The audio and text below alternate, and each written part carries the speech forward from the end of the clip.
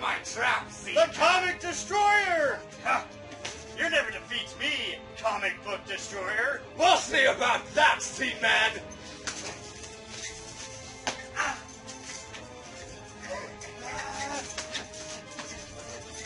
What's that?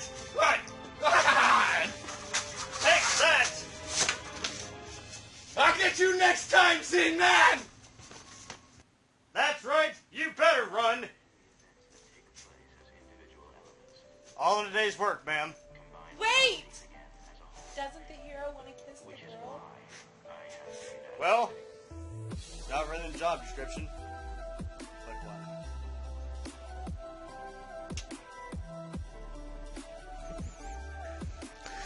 Well, that was a pretty cool conclusion, wasn't it, to the ZINE Man battling with the Comic Book Destroyer.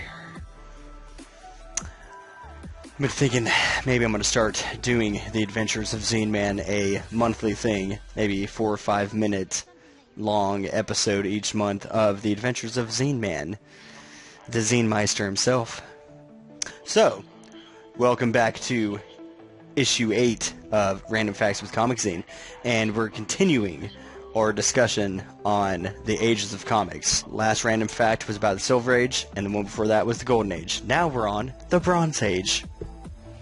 So the Bronze Age spans from 1970 to 1985. Like I said, in these talks of the ages of comics, I'm going to be discussing keynotes to me that I found were very informational and just intriguing of these time periods. Not going to be talking about all, but the majority. The Comic Book Code Authority begins its decline as mainstream titles start tackling what's going on in that day, in that era, you know. So they started losing their pull, I would imagine. Stories grow darker in comics, such as the death of Gwen Stacy, which, if many of you did not know, which probably a lot of you do know, because a lot of you dig comics like I do, but if you don't know these things, and that's what these random facts are for, I'm going to tell you. Peter Parker did not always date Mary Jane. Gwen Stacy was the first lady in old Mr. Spidey Pants. Spider-Man's pants.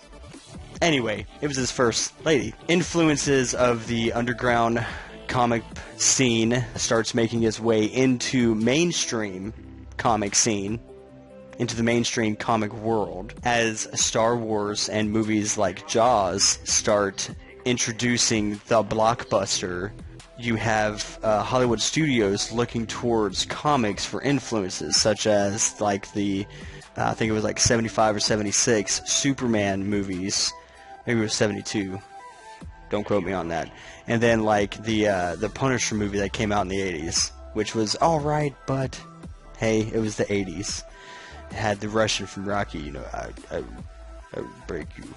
I think his name is Dolph Lundgren.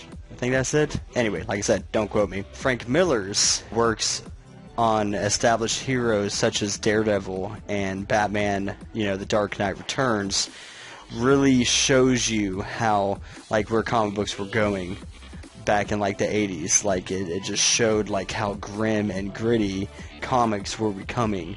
Like, I mean, both Marvel and DC were just like, you know what, let's make comics not only for kids, but for adults who grew up reading these heroes back in their heyday, you know. And also, this is like the biggest fact for me, because, you know, I'm a DC guy. I know y'all hate it. And I talked a lot about DC, but like I said, I got some Marvel work coming to you, maybe some Dark Horse, some Image.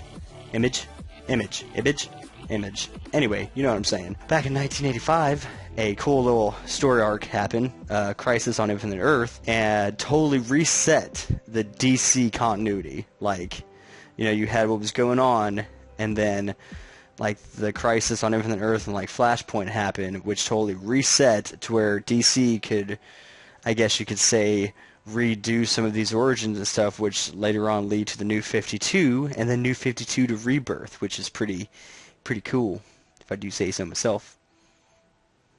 Anyway, if you're enjoying these random facts and learning some stuff, hit that little subscribe button and follow me on all the social medias I'm connected to, Tumblr, Instagram, and Twitter, and Facebook page.